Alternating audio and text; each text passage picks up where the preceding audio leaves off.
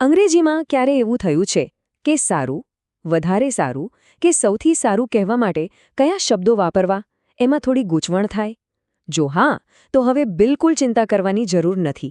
આજે આપણે અંગ્રેજી ગ્રામરના એક જબરજસ્ત ટૂલ એટલે કે ડિગ્રીઝ ઓફ કમ્પેરિઝનને એકદમ સહેલાઈથી સમજવાના છીએ. તો ચાલો આ આખી વાતને બરાબર જાણી લઈએ. તો જુઓ, આપણી સામે એક બહુ સીધો સાદો સવાલ છે. આ 3 અલગ અલગ લેવલની વાતને અંગ્રેજીમાં કેવી રીતે રજૂ કરી શકાય? વેલ, આનો જવાબ છે અંગ્રેજીના 3 ડિગ્રીઝ ઓફ કમ્પેરિઝનમાં. બસ એકવાર આપણે આ 3 સ્ટેપ સમજી લઈશું, પછી તો સરખામણી કરવી આપણા માટે રમતવાદ બની જશે. તો સૌથી પહેલાં તો આ છે શું? ડિગ્રીઝ ઓફ કમ્પેરિઝન એટલે સાદી ભાષામાં કહીએ તો વિશેષણ એટલે કે એડજેક્ટિવના એવા રૂપ જે આપણને સરખામણી કરવામાં મદદ કરે છે. સમજો કે આ આપણા એવા શબ્દોના હથિયાર છે જેનાથી આપણી વાત એકદમ ચોક્કસ અને અસરકારક બને છે. ચાલો તો આ સફરનો પહેલો પડાવ શરૂ કરીએ. સૌથી પહેલો અને પાયાનો ડિગ્રી છે પોઝિટિવ ડિગ્રી. અહીંથી જ સરખામણીની આખી દુનિયાની શરૂઆત થાય છે. પોઝિટિવ ડિગ્રીનું કામ છે ને એકદમ સિમ્પલ છે. કોઈની પણ સાથે સરખામણી કરવાની માથાકૂટ જ નહીં. બસ કોઈ એક વ્યક્તિ કે વસ્તુનો ગુણ બતાવવાનો. આને ઓળખવો પણ સહેલો છે. એક તો વિશેષણ એના ઓરિજિનલ ફોર્મમાં જ હોય, અને બીજું, જો બે વસ્તુઓ એક સરખી છે એવું બતાવવું હોય તો એઝની જોડીનો ઉપયોગ થાય છે. હવે આ વાક્ય જુઓ, Sita is as clever as Gita. આનો મતલબ શું થયો?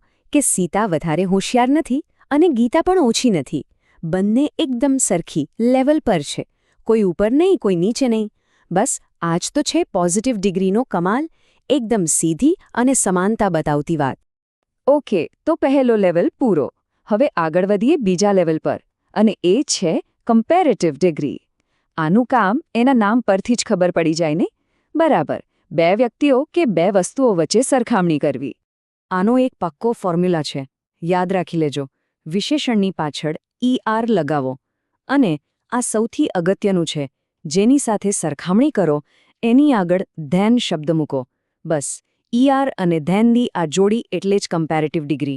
હા, જો શબ્દ થોડો લાંબો હોય તો ERની જગ્યાએ એની આગળ મોર મૂકવાનું. અહીંયા જુઓ, એકદમ પરફેક્ટ ઉદાહરણ છે. રામ ઇઝ ટોલર ધેન શ્યામ. અહીં ટોલની પાછળ લાગ્યું ER અને શ્યામની આગળ આવ્યું ધેન. આપણો ફોર્મ્યુલા બરાબર ફિટ બેસી ગયો. બે લોકો, રામ અને શ્યામ, અને એમની ઊંચાઈની સીધી તુલના. એકદમ ક્લિયર. પણ હવે વિચારો કે વિશેષણ બ્યુટીફુલ જેવું લાંબુ હોય તો? બ્યુટીફુલર બોલવામાં જ કેવું વિચિત્ર લાગે છે.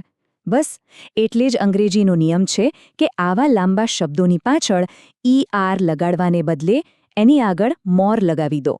જેમ કે this rose is more beautiful than that lily. કામ તો એ જ છે, બેની સરખામણી, પણ રીત થોડી જુદી. અને હવે આવે છે આપણો ફાઇનલ લેવલ, જેને આપણે કહી શકીએ the boss level, superlative degree. આનો ઉપયોગ ત્યારે થાય છે જ્યારે આપણે કોઈ એકને ફક્ત બીજા એક સાથે નહીં, પણ આખા ગ્રુપમાંથી સૌથી શ્રેષ્ઠ કે સૌથી ઊંચું કે સૌથી સારું બતાવવું હોય. તો આનો મુખ્ય આઈડિયા છે એક વિરુદ્ધ બધા. અને આને બનાવવાનો ફોર્મ્યુલા પણ એકદમ સિમ્પલ છે. વિશેષણની આગળ હંમેશા ભૂલ્યા વગર ધ લગાવ અને એની પાછળ EST લગાવો. અને હા, પહેલાંની જેમ જ જો શબ્દ લાંબો હોય તો ESTની જગ્યાએ મોસ્ટ વાપરવાનો. ટૂંકમાં ધ અને EST કે મોસ્ટ, આ જ છે એની ઓળખ. આ ઉદાહરણને ધ્યાનથી જુઓ. Ram is the tallest boy in the class. અહીં રામની સરખામણી ફક્ત શ્યામ સાથે નથી થતી, પણ ક્લાસના દરેકે દરેક છોકરા સાથે થાય છે.